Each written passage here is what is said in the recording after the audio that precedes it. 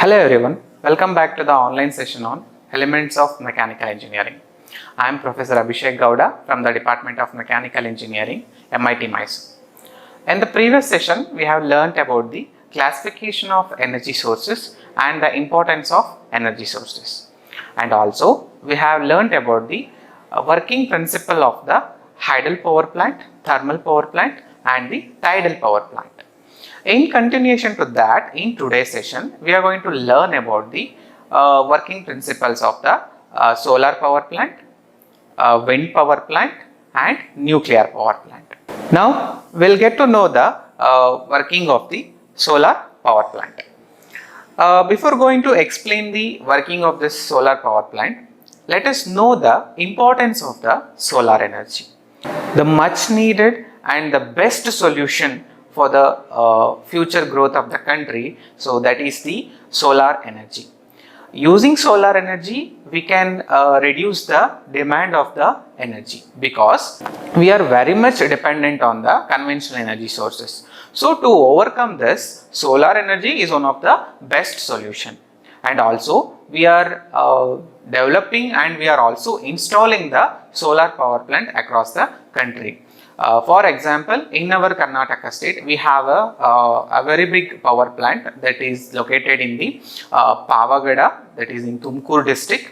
And in our country, we are building a very big solar power plant that is located in the Badla area, which is come under the Jodhpur district in Rajasthan. So from this we can generate the electricity and we can reduce the dependency of the conventional energy sources. So now we'll see how we can utilize the solar energy and what kind of mechanism we will use to convert it as an electricity.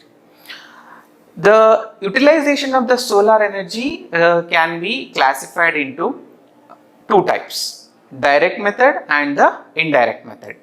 In direct method, we have again two types, thermal and photovoltaic, and in the indirect method we have water, wind, etc. In the direct method of solar energy utilization, we have the thermal and photovoltaic. Thermal in the sense using the heat in the form of energy from the sun, so that we can utilize to do some other work. And in the photovoltaic condition, in the photovoltaic setup, we can generate the electricity using the solar radiation.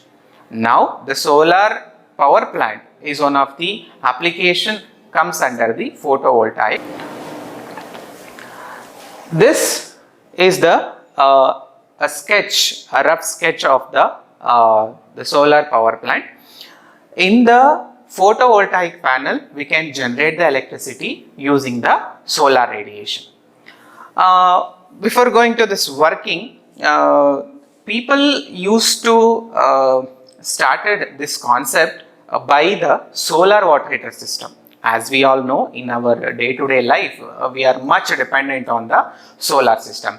In every home nowadays, people are installing the solar water heater system. The concept is very simple. We need the hot water, so we can store the cold water in the sump and we have to convert it into hot water. But here, using the solar energy concept, we can convert cold water into hot water. That is how people are switching over to the solar system. Here also we can generate the electricity using the solar photovoltaic panel. Of course, we have seen this solar panels maybe in our surrounding area, or maybe in the public sector, or maybe in some of the private sectors. Nowadays, all are using the solar panels. Why? Because it is free. It is only the one-time investment. That's it. That is also very, very less, not too big investment. And because of this reason, the people are more interested towards the solar energy concept. So now we have to learn this process, how we can generate the electricity using the photovoltaic panel. You can see the figure on the board. This is a solar panel, or we call it as a photovoltaic panel or PV module also. PV module. When this solar panel is exposed to the sunlight, so there is some mechanism in between. Because of that, we can generate the electricity. That is what we are going to see now.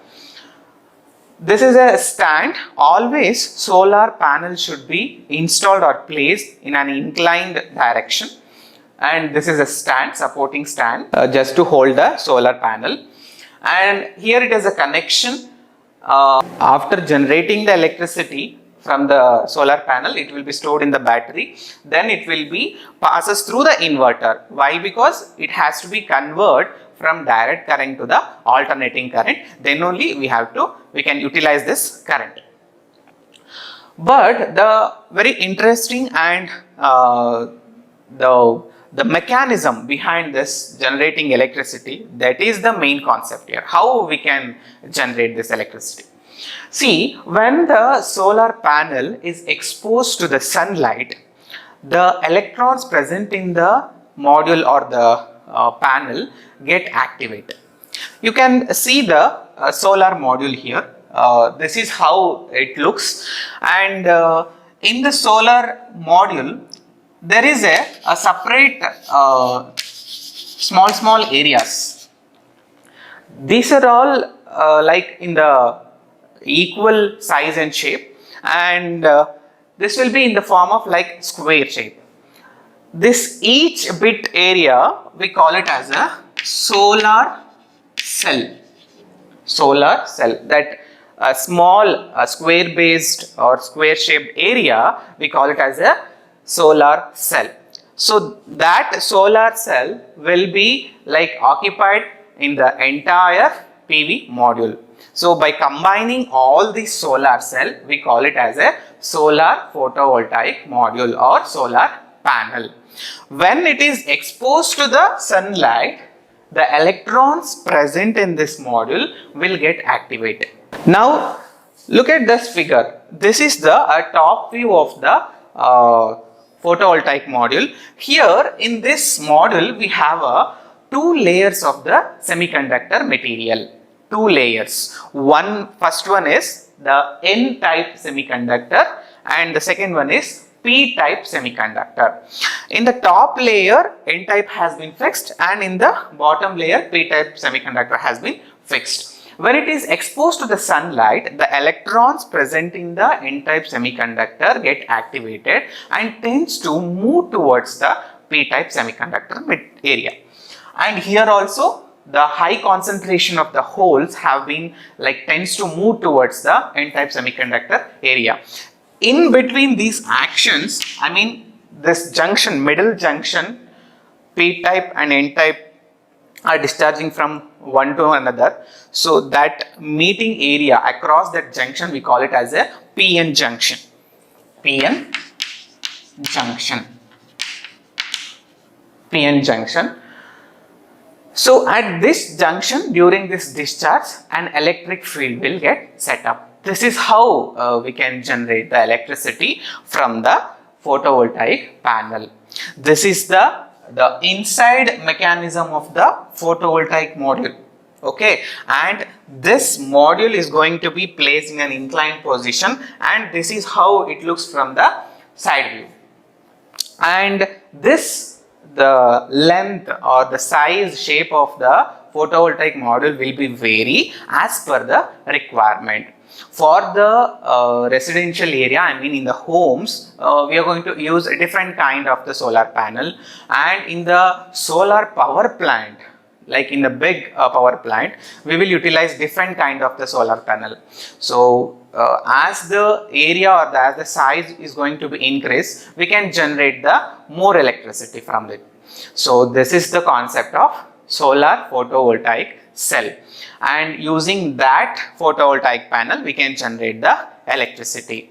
So if we are able to achieve as generating the more electricity using the solar condition, means we can reduce the dependency of the coal which have been majorly dependent on it, that is the thermal power plant, so that we can switch over to the solar energy system.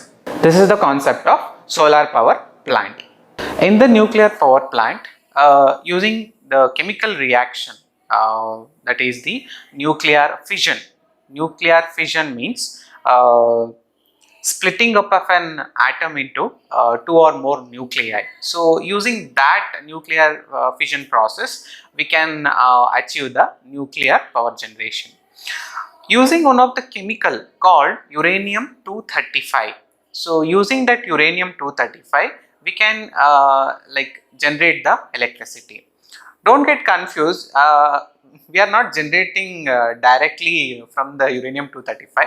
We are just using the uranium 235 to generate the heat, because during the nuclear fission process, we will get the enormous amount of heat. Using that heat, we can utilize to generate the electricity. Now we will see that mechanism, how it is going to be work. See, here the left part of the nuclear power plant, so that we call it as a reactor.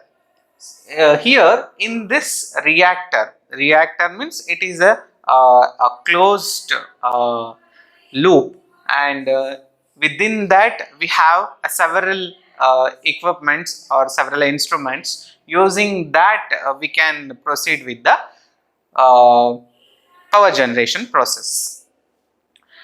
Here what happened is, in this reactor core, we have, in the reactor, here we have a moderator, this orange color marked element, so that is the moderator, and within that yellow marked line is there, so that is nothing but fuel rods, and here we have a control rods. These three elements are very important in the nuclear reactor.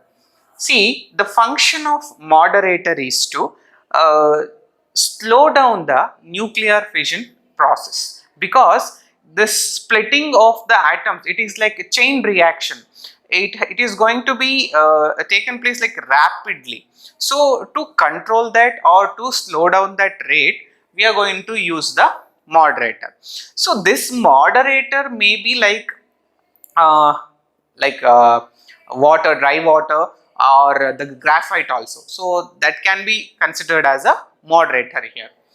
And in between, in the moderator, we have the yellow mark lines, that is nothing but the fuel rods. These fuel rods are nothing but, as I said, the uranium 235. So that will be housed in a tubing like structure, and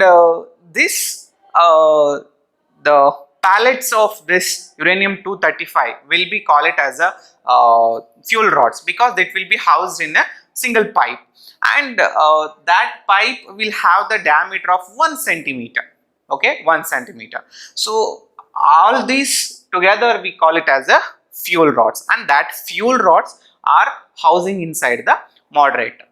And in between the moderator we have a control rods. What is the function of control rods here? Here control rods are going to maintain the rate of flow, rate of reaction. Here it is going to be maintained using the control rods. And after that we have a pressurizer, just to pressurize that heat what we are getting inside that reactor core. And after, in the right hand side we have the one more closed vessel. Inside this vessel we have a tubing structure, and it is filled with some coolant, and here we have a turbine, and here we have a condenser and pump. So these are the main parts of the constructional features of this nuclear power plant. Okay, now we will see the actual working mechanism. See, what happened is, we'll start with the pump here. Here, using the pump, we are supplying the coolant here. Coolant is nothing but it is working as a moderator. So this coolant, when it enters the reactor core, In the reactor core, what happens is, due to the nuclear fission, uranium-235 process has been taken place. In that colliding movement, it generates enormous amount of heat. Got it?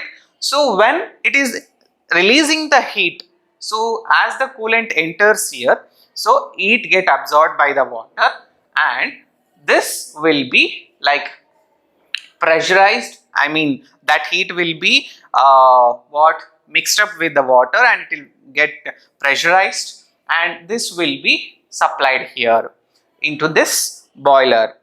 And since here the boiler is filled with the what is the cold water, and here the heat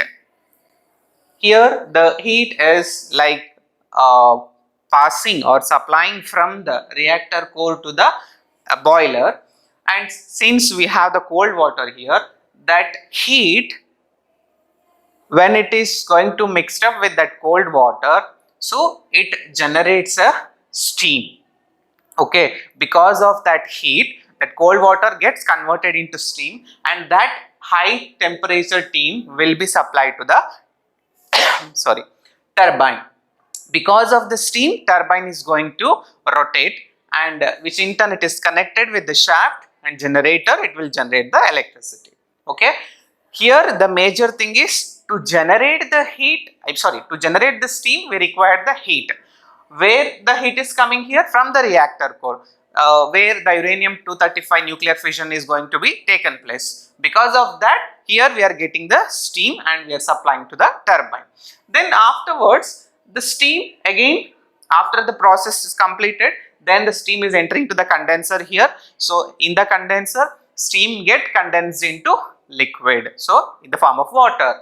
So then the water will be again pumped back to the boiler itself. Here it is in the form of steam. After the condenser, it get condensed into liquid, it is in the water form now. Again water is entering the boiler. Again here the heat is coming from the nuclear reactor. So since the water gets like heat up, and the water is converted into the steam. So this is the actual process of the nuclear power plant.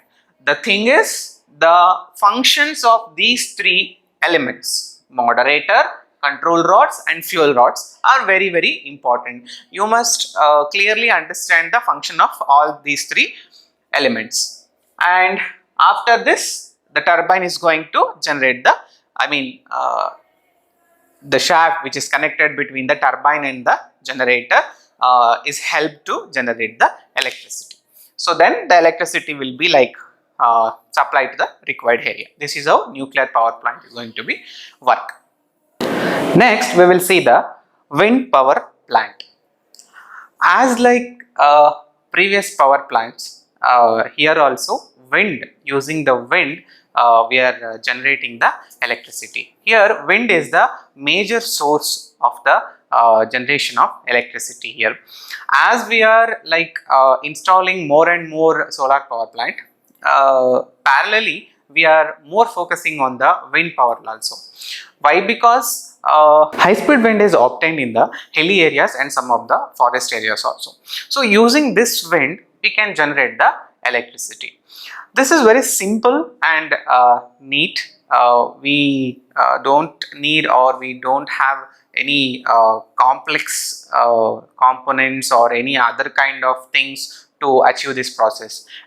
We need only a few equipments, and most important thing is the land.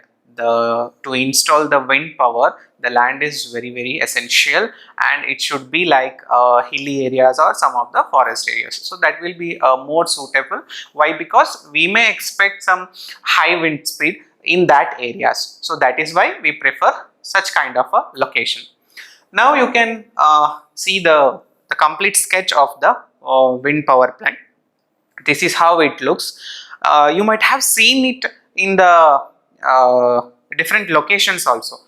For example, in our Karnataka state, we can see this kind of power plants in while traveling in between Hassan to Mysore, and in like in Gadag district also, we may see a more number of, we may get to see the more number of wind power plants. So like this, in all over the country also, we have more number of wind power plants. Actually, apart from solar plant, if we are like improving or if we are more developing some of the renewable energy sources, means that is the wind power only. So now we will see the mechanism of this wind power plant. See, these two are the rotor blades. Rotor blades is nothing but this will be a lengthy blades, and the thickness will be very less, and it will be in the form of aerofoil shape. Why? Because it has to resist the wind moment also. Because of that, it has to be rotate, and it should be a sharp also in the tip of this blade, and both the blades will be attached to the center rotor. You can imagine a fan in our home, how the blades of the fan are connected in at one place, at a center place, that is nothing but a rotor. So to that we have the rotating blades here. As the wind flows, or as the wind touches these blades, so the blades start to rotate. As the blades start to rotate, the rotor is also rotate. And here the rotor is connected with the shaft. Just behind the rotor, we have connected a shaft over there, and thus that shaft is connected with the gearbox. Here you can see the gearbox here, so it is behind that rotor. So this gearbox is the most important component here. Because of this only we can generate the electricity. Why? Because see, wind speed is not constant at all the time. It is going to be vary with respect to the time. So to achieve the constant generation of the electricity, we are like using the gear system here.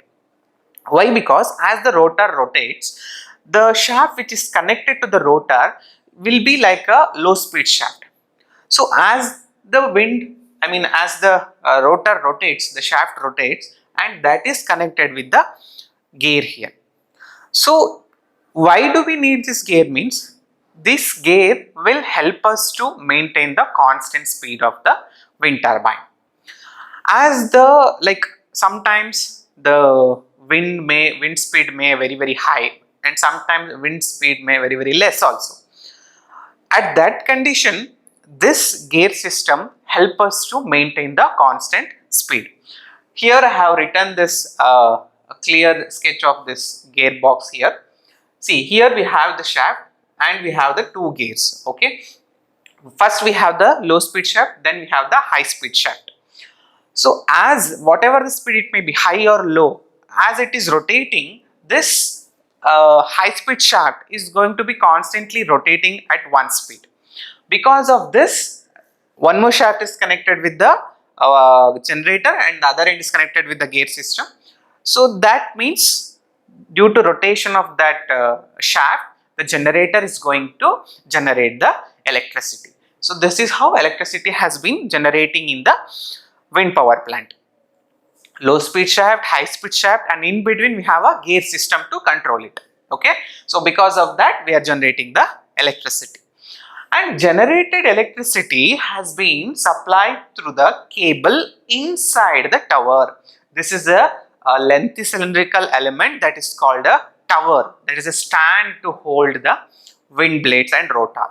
So in that tower, inside that tower, we are placing the cable. The generated electricity will be supplied to that cable and will be stored in the battery. Thereafter we can supply to some nearby electric grid. Then we can use this electricity wherever it is required. This is how the wind power plant is going to work. I'll repeat it once again.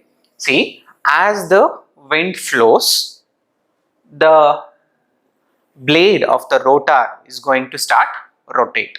Okay, so using that, the speed of the air, to movement of that blade, the rotor is also rotating, which in turn it is connected with the rotating blades also, and from that it is connected with the shaft, and that shaft is connected with the gearbox. In the gearbox we have two types of shafts, low speed shaft and high speed shaft. In between we have a gear system to control it. So the end part of the shaft is connected with the generator here. Generator is going to generate the electricity, and the generated electricity will be supplied to the cable which is housing inside the tower, wind tower. So that will be connected to the battery. In the battery we are going to store the electricity, and then we can like use it for the required area. This is how the wind power plant is going to be work. Uh, the we have very few disadvantages, like it may affect the bird's life also. Why? Because maybe during the rotation of the blades, it may be dangerous to the birds also. So that is one of the disadvantage. And one more thing is the noise pollution.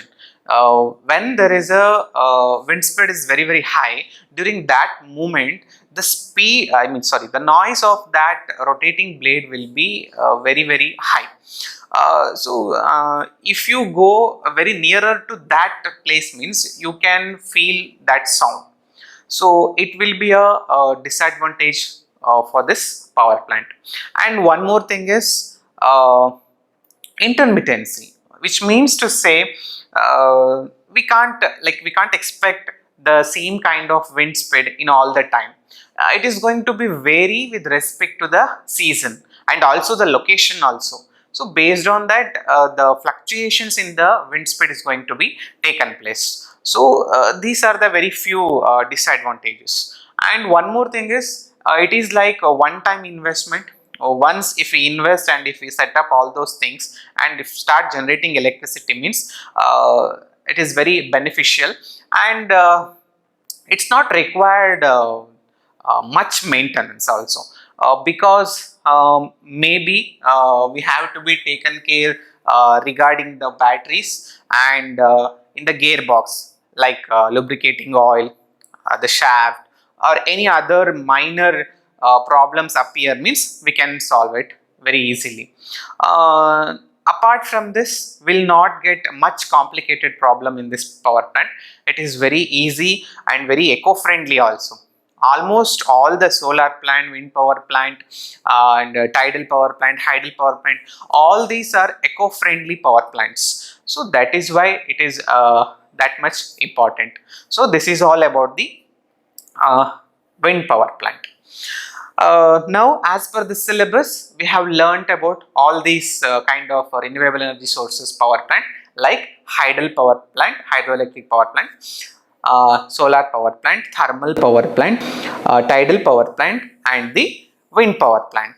See, all these power plants are the solution for the future generation for the demands of the energy, because day by day in our country the energy demand has been increasing.